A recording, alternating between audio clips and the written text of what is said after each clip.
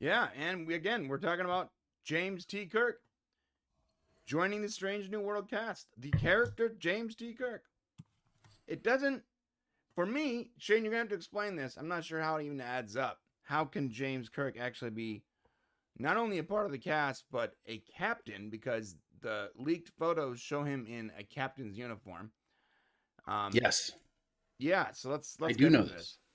Yeah, so it's kind of interesting because this I don't think we were supposed to know yet. So there were some TikToks that came out a couple of days ago that showed these set photos of and if you want to pull up the image that's there that you can see that showed images of this guy. And if you keep looking around, I don't know if you can find them, but there are actual set photos of him next to the new Laan Noonien-Singh character on set. Yes. Um, but basically, TikTok had a couple of TikToks saying, "Hey, who's this character? This is an actor we don't know. He's on the set of Star Trek. He's a captain he's in a captain's uniform." And then there were some Twitter tweets that went out, and it's funny because Trek culture was actually thinking that it was maybe Matt Decker, who was a whole episode about a guy who was kind of over Kirk, and we thought maybe well that would be the character, but it turns out because of this leak, CBS decided to confirm that this is indeed Captain Kirk, and that they have indicated him to be a season 2 character. Why? Now it's definitely possible. It makes more sense to me to bring him in season 2. I think they kind of. I don't think they wanted to put this out, which is kind of sad because now that we know it's coming. I mean, listen, we haven't gotten the first episode of the first season of Strange New Worlds. Right. It's not even coming out for another month. Right. So nobody can keep any secrets, I guess. But it is very possible. So people are asking right now, so how is it possible that we have a Captain Kirk right there with Captain Pike? So we can actually go through some of Captain Kirk's history. So what we know is that he graduated from the academy in 2255. Okay. Okay. Yeah, so he graduated from the academy in 2255. He was on the U.S.S. Republic up until 22 during that time, and then in 2255. Actually, let me double check. I think that I got the academy wrong here. Kirk Academy. When did Kirk graduate? Here's the image. While he's looking that up, here's an image of the new Captain Kirk with the original Captain Kirk randomly on a flight before this information popped. Oh, okay, yeah. So that's cool. And now this is interesting. We'll talk about that. So 2254, he graduated from the academy. That's what I thought. He went aboard the U.S.S. Farragut in 2255. Okay. Yeah. So he takes charge. So in 2255, he goes aboard the U.S.S. Farragut as an officer. And he won't get aboard, I believe, Star Trek the Enterprise. He doesn't become the captain until 2265. Let me double check. Kirk, Captain Enterprise. And that's after Pike dies, right? He didn't die. Oh, he doesn't die. That's right. No, he ends up injured from from what happened to him in the pilot episode, and there's a whole episode where Spock actually disobeys orders to get him back there, which is pretty interesting. I mean, it would make complete sense if we see this entire timeline of him and Spock hanging out together. They're friends. Yeah, that's good. Well, yeah. See, so that's going to be interesting because Spock and Kirk were not. We don't know, obviously, but there's no indication that they were friends before he took over the Enterprise. Right. So 2264 is when he takes over the Enterprise. So Star Trek: Strange New Worlds likely takes place in 2259, the first season, because in 2258, Discovery went to the future. So that's when we get Pike, and so we believe the first season of Strange New Worlds is 2259, right? Right. That's what it says here too. Right. So at this time, Kirk was actually likely a captain of his own ship.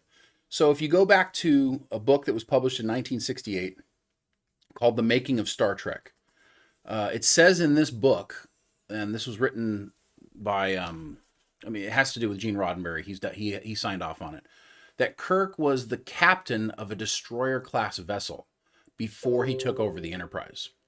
Interesting. So it is legitimate that Kirk is the captain. We see him as a captain, even though he's not captain of the Enterprise, because according to Roddenberry in this book, The Making of Star Trek, Kirk was a captain of a vessel that's not named. The vessel's never named, prior to taking over for the Enterprise. Because on the Farragut, he was not the captain of the Farragut. Ah. So at some point, it is very likely that in 2259 or 2260, he's the captain of this other vessel that basically somehow ends up going to the Enterprise or working with the Enterprise or something like that. Right. Which would make total sense. But what's interesting here is that they said that he's a season 2 character, so that would make it 2260, which would be basically 4 years before Kirk takes over the Enterprise. That does not give a lot of seasons in Strange New Worlds. So what that means is that, if Strange New Worlds is going to go for 8 or 9 seasons, that means at some point Anson Mount will be replaced with Captain the Kirk character. And it will be just TOS. Right. And this Kirk character is, Paul Wesley. That's why it's interesting. Strange New Worlds likely won't go further than 2264 because that is TOS and they don't want to mess with that. But they could follow a Pike story. So once he goes and, his life has changed forever and he's disabled, there is a couple years that you could keep going with this. I don't know if you'd want to, or what kind of adventures Pike could have gone on after he was disabled. But you're looking at probably a 5-season show max. Tops, right. Interesting. The actor who's playing Kirk is Paul Wesley. Yeah. Paul Wesley was most well known for The Vampire Diaries. I have never seen The Vampire Diaries. I've tried to watch it. It's unwatchable to me. I mean, it went on for 8 seasons from 2009 to 2017. Everything I'm reading saying that he was very good. Right. But it's not my cup of tea. No. So I'd be curious to know if anybody down in the comments can kind of let us know if he was any good in that show. And we'll have to take a peek and maybe watch a little bit and see if there's anything that we noticed that might be Kirk-like. Right. If you go back, he was in 24, day 7 and 8. In 2009, 2010, he played a character. He played a character in Army Wives. So he's not super new, super young. He's bounced around. He did a CSI New York. Looking through his IMDb here, he was in. Oh, that's interesting. He was in Smallville, bro. Was he? He played Lex Luthor's. Oh, his brother. Brother? Yeah, Lucas? Alexander or something. Lucas Luthor, it says. Lucas, that's right, Lucas. That's right, So, he did. Yeah. There was always cracks about how he had hair and Lex didn't. so that was 20 years ago, almost 19 years ago. Jeez. Let's Guy see. has aged well. He got his start in the soaps, Another World and Guiding Light. That's funny. And right now he's got. So right now, this is very interesting. It's listed in. Now it's listed in IMDb that he is Strange New Worlds, James T. Kirk, episode 2-1, only for the one episode. So it's definitely listing him as season 2 in IMDb. That's all they know yet right now, I think. And he doesn't really have anything else coming out. He looks like he's doing, or he did, Flowers in the Attic, the Origin TV miniseries. So if you're interested in checking him out, he doesn't, he doesn't have any critically acclaimed stuff that we can really follow. We don't know if he's going to be any good, but that picture you showed of him and William Shatner, it's interesting because he actually commented about this picture. And he said he doesn't necessarily believe in fate, but it is really ironic that he ended up on the same flight with William Shatner by accident, apparently. And the two got together for a photo op. And he felt like maybe perhaps that was a signal of fate that he's supposed to be the new Kirk. Oh, man, it would be very interesting if, and I know you said they won't touch TOS, but I think if Strange New Worlds is popular, I think that it will keep going and it will just bleed into TOS time. You know what I think they would have to do? I think they would have to move away from the TOS characters. So I think what you'd find is if Strange New Worlds is doing well, you introduce maybe characters we've never heard before, and maybe you have another ship off on, parallel missions to the Enterprise. You know what I'm saying? Mm-hmm. And you could continue the story if you really want to do Strange New Worlds. It would just have to be a different ship, doing something different, and maybe occasionally they bumped up to the Enterprise, and maybe it's I don't know if I can't remember episodes where there was other ships there. I know there were but maybe when they're dealing with the Horta, maybe you get these interesting side touches, but you're playing with fire with the original series. Or maybe they just keep playing with fire like they have been, and they just burn right through the TOS at time. I don't think they will. I mean, they obviously corrected Discovery, right? Right. And they haven't been playing in anybody else's timeline, have they? What if there's a time jump that time jumps the first 2 seasons of TOS? What if they go what if they just don't show us the actual TOS that we saw, and they just move past that into the next 5-year mission? That would kind of be cool. There was only 3 seasons. Right. It wasn't that much. So you could actually age Captain Kirk and Spock. I mean, they did a lot of stuff that we never saw. So it is possible that if you really, really like these characters, that you could do it would be really weird, but you could past do those 3 seasons. Jump past the 5-year mission into the second year 5-year mission. You could totally, or you could continue the 5-year mission because we didn't see all 5 years. Right. So maybe you could pick it up. Yeah, that would be really wild. I could totally see them doing that. I mean, if they did it, I don't think that's bad. They just got to start with Spock's brain. Yeah, and I don't know. I don't think people would be that upset about it. I don't know. I mean, there's so many people. All of the TOS fans are just getting so old. There you go. I mean, I love it, but I loved it in syndication. And honestly, if you're probably younger than 45, you probably don't like TOS that much. Now, let's ask you guys in the comments. Let us know, do you still like TOS and what age you are? Brian, if he's being honest, will tell you that TOS, he could stomach it if he has to, but he'd rather not watch it. And no, that's not exactly true. Well, okay, you tell me then. I was introduced to Star Trek with the Star Trek movies, so that was my first cast. Okay, so TNG wasn't your first foray. No, my first cast was the TOS movies. Interesting. So I always had a love for that cast, and I went back and I watched all of TOS, and luckily they have continually upgraded the quality, and they came out with Blu-ray 4K releases and all that, so it's helpful for me. Yeah, there's a lot of camp and a lot of cheese, and my favorite wouldn't be TOS, but I do thoroughly appreciate TOS. That's what I'm saying, though. So I guess what I'm trying to say is, if you're going to pick a TV series to go boot up and go just kick back and chill out with, it's probably not going to be TOS. It's probably going to be Voyager or TNG or Enterprise, right? Yeah. Okay, so that's kind of what I'm talking about. So a lot of people have probably burned through TOS maybe once if they're a Star Trek fan, but they don't really know it. I don't think they would be super darn worried about little changes to it at this point. I think you got more fans that are that are in the younger demographic that probably wouldn't mind if you jumped to, to year 4 of the 5-year mission and tried to expand on that. Yeah, I was talking to our buddies over at SMP last Saturday about something like this, and we were also talking about TOS, and there's also a lot of crazy stuff on TOS that doesn't make like a whole lot of sense. Right. Yeah.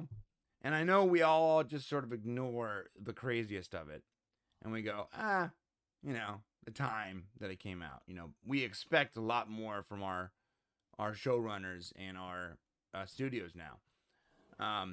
So I think that if they skipped over that stuff, honoring canon, not messing with the old, the old episodes, and moved on to the next thing, and just brought the new quality that we expect now into it, I would be totally stoked to see something like that. What if they did this, bro? What if they did what if they took head on every one of those original TOS episodes, but didn't film any of the same scenes that were shot in the original TOS episodes?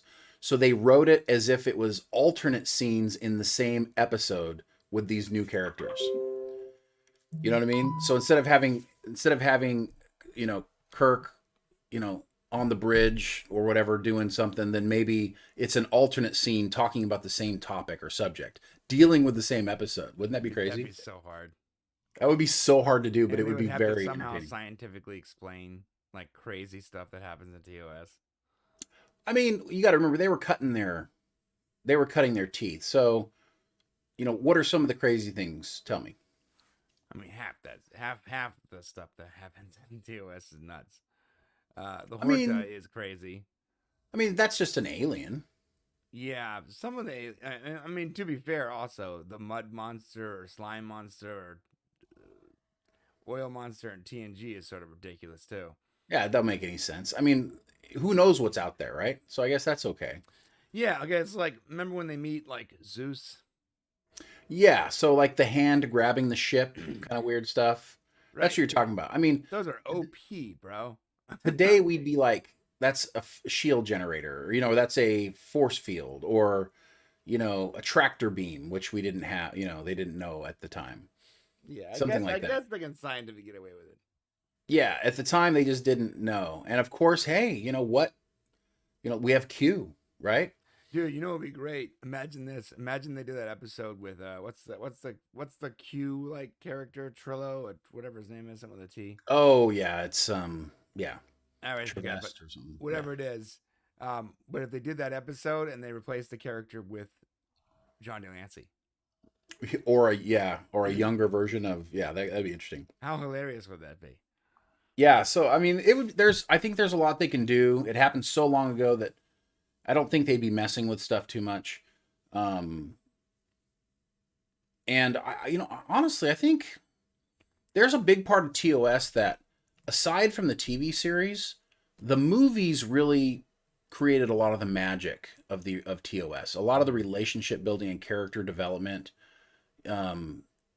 you got really in the movies that came out, especially following Spock being killed, and then born again, and then they end up on Earth and back in time, in 1984 or whatever.